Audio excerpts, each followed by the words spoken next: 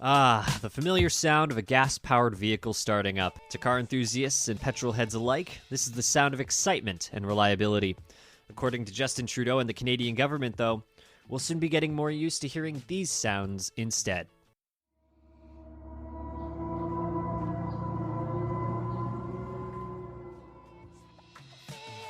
Electric vehicles, commonly known as EVs, are the future of the automotive industry and the next major milestone for our roads. With Justin Trudeau stating that Canada will be banning the sale of gas-powered vehicles by 2035, it's easy to see that it's left a lot of people scattered with different thoughts and opinions. That's not going to happen.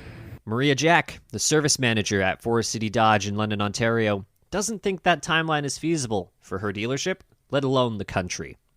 Do you know what we have to do here to change this place to be able to service that many electric vehicles? It's going to cost $500,000. What's an easy decision for some to jump into a new EV, some others find it tougher to leave their gas cars behind. A lot of people don't like change, right? They really don't. And the problem with electric vehicles, you can only go so far before you have to charge it somewhere. And that's not very convenient.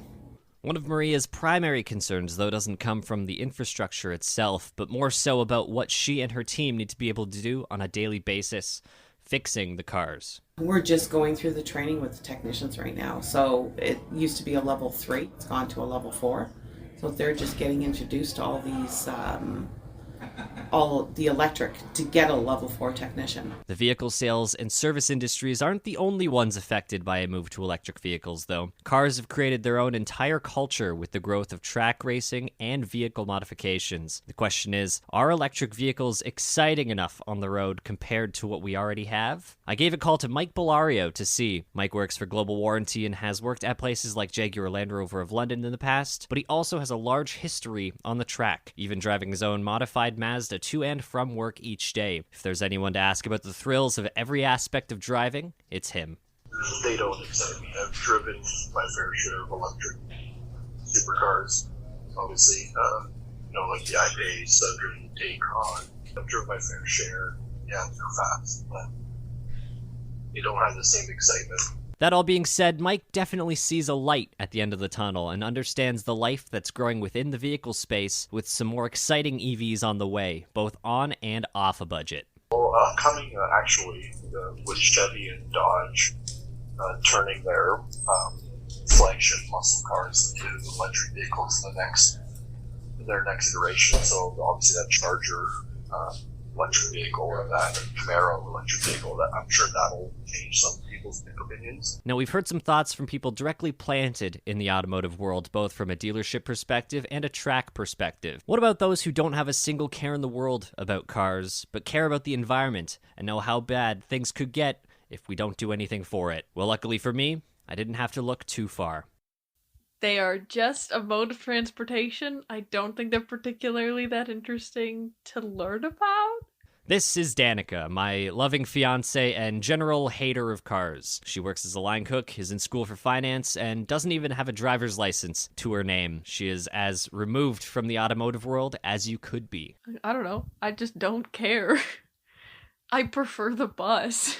Danica understands the necessities of owning a vehicle in today's age, though, but thinks that anyone jumping into a vehicle has an easy choice to make. Yeah, I think electric cars are much better for the environment, and if given the option to choose between a gas car and an electric car, I think if you're buying a new car, you might as well buy an electric car. The main thing, she says, may get in the way and push back that 2035 deadline for Canada would be the government itself. I think that we definitely could be if the government as a whole is willing to be united on that front. I don't necessarily think that is the case, and I think there's a lot of people that are really invested in the oil industry and therefore will push to sabotage a move like that.